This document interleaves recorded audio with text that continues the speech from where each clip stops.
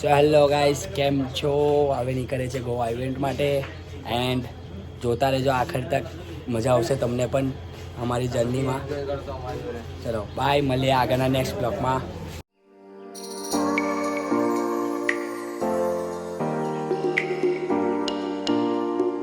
સો મારા ભાઈ થાકી ગયો છે ગાડી ચલાવતા અને સામે જ મારું કેડી ડાન્સ આર્ટ આવી ગયું છે અને સરે મને કોસ્ટ્યુમની બેગ ને પ્રોપર્ટીની બેગ આપીને અમે લઈને નીકળી ગયા સીધા સ્ટેશન પર. So bye.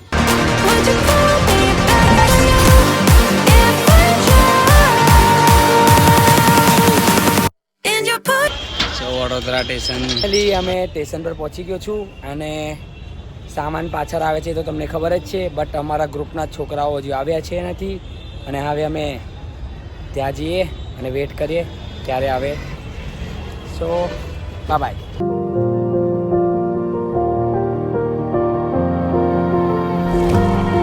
મારા ગ્રુપ લોકો બધા આવી ગયા છે એન્ડ હવે સ્ટાર્ટ કરીશું. જય સિયારામ. હે ગાઈસ, કેમ છો? મજામાં? હજુ મારા ભાઈનો બ્લોગ બનાવું છું. જગતારે મને જીતા રહ્યો છે લૂડોમાં. જીતી ગઈ. અને અહીંયા બેઠી બેઠી હવન ખાઉં છું.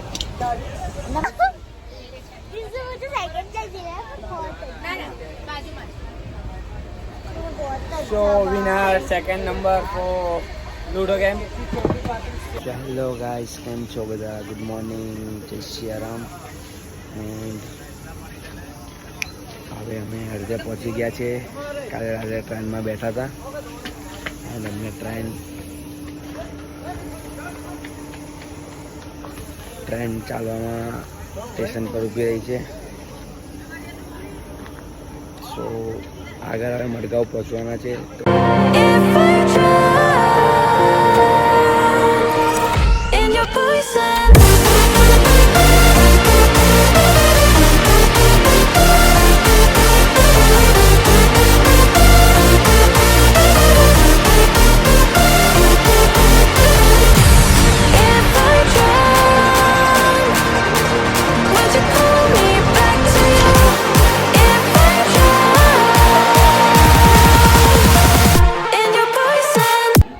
મડગાંવ સ્ટેશન એટલે ગોવા જ છે.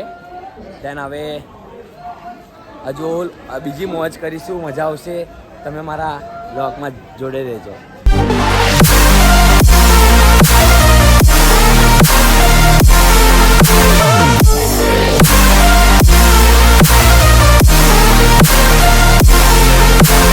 સો ગાઈસ, ફાઇનલી જસ્ટ અમે કારવાર સ્ટેશન પર ઉતર્યા અને ડ્રાઈવર અંકલ કરતા હતા અમારા બધાનો વેટ અને અમે અમારા સામાન એમને ટેમ્પો ટ્રાવેલમાં મૂક્યો અને સીધા અમે જઈએ છીએ આનંદસરના ત્યાં. હવે આનંદસરના ત્યાં જઈને બધું જમીશું, નહીં ધોઈને ફ્રેશ થઈને બધી મોજ કર્યા પછી સીધું અમારે જવાનું છે ઇવેન્ટ પ્લેસ પર અને અમે અમારા ગાડીમાં બેસીને સીધા જઈશું આનંદભાઈના ત્યાં.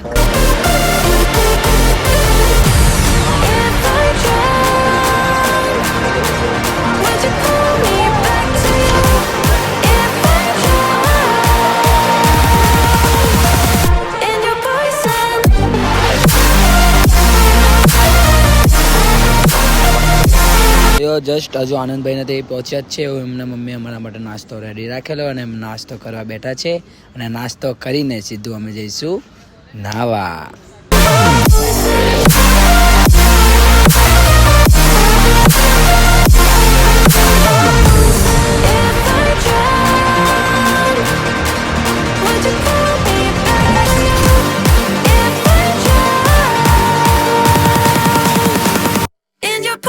ધીરુભાઈ ચડી ગયા, જોઈ લો.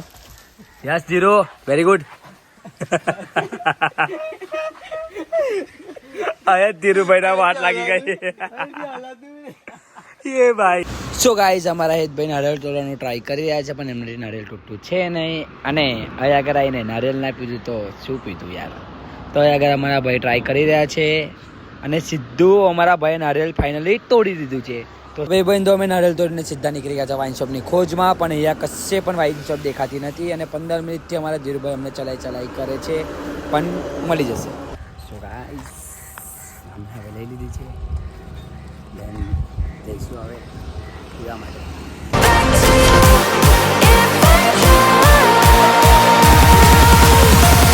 કેમ છો ગાઈસ? જય જય સિયારામ, જય દ્વારકાધીશ. હવે અમે ઇવેન્ટની પ્રેક્ટિસ કરવા માટે જઈ રહ્યા છીએ સ્ટેજ પર, અને ગાડી પણ પાછળ જુઓ છો, ગાડી પણ આવી ગઈ છે. એટલે બધું સામાન પેક કરીને હવે અમે ઇવેન્ટની પોઝિશન પર જઈશું.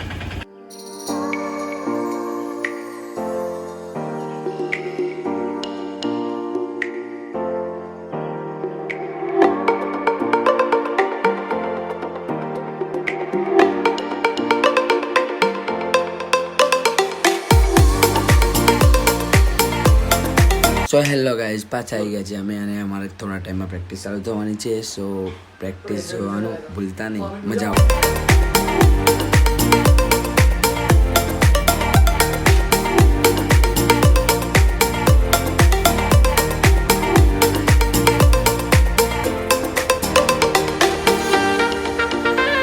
તો મારા ભાઈઓ, અમારી પ્રેક્ટિસ પતાવીને સીધા અમે ગયા કેન્ટીન પર, અને કેન્ટીન પર આલ્યો જમવાનો ઓર્ડર, અને હવે અમે ઓર્ડરનો વેઇટ કરીએ છીએ. પણ અમારા ધીરુભાઈને આઈસ જોઈએ છે, હવે એમણે આઈસ મળતો નથી.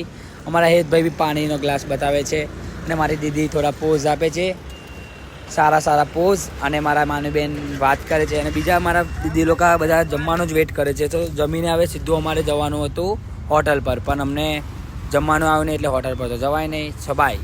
સો ફાઇનલી ગાઈસ, આટલો વેઇટ કર્યા પછી અમારું જમવાનું આવી ગયું હતું, ને જમીને અમે સીધા બેસી ગયા બસમાં બેસીને થોડો મને વિચાર આવ્યો કે અમે રૂમ પર જઈને શું કરીશું.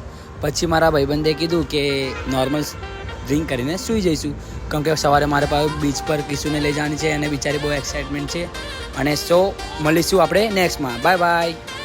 તો ગુડ મોર્નિંગ ગાઈઝ. મેં મારી ક્રિશ્વીને પ્રોમિસ કર્યું હતું કે બીચ પર લઈ જઈશ. તો અમે બીચ પર નીકળી ગયા હતા આવવા માટે, મારા સર, મેં અને મારા ફ્રેન્ડ્સ. સો અમારી ક્રિશ્વી જો એ ભાગતી આગળ ને આગળ એકલી જાય છે, કેમ કે એને નાહવાનો બહુ શોખ છે. સો હવે અહીંયા નાહશે, અને અમે થોડું ફરીશું અને મોજ કરીશું. સો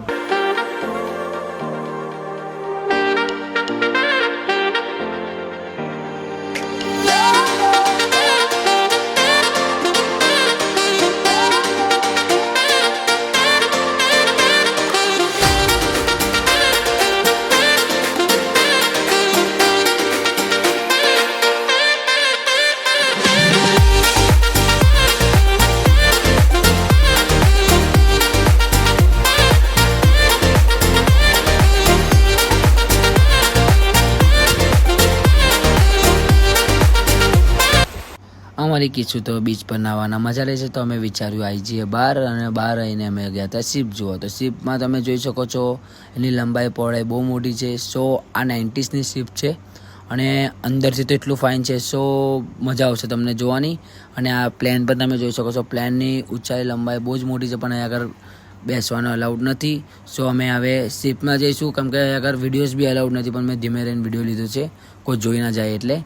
સો આગળ તમે જોઈ શકો છો.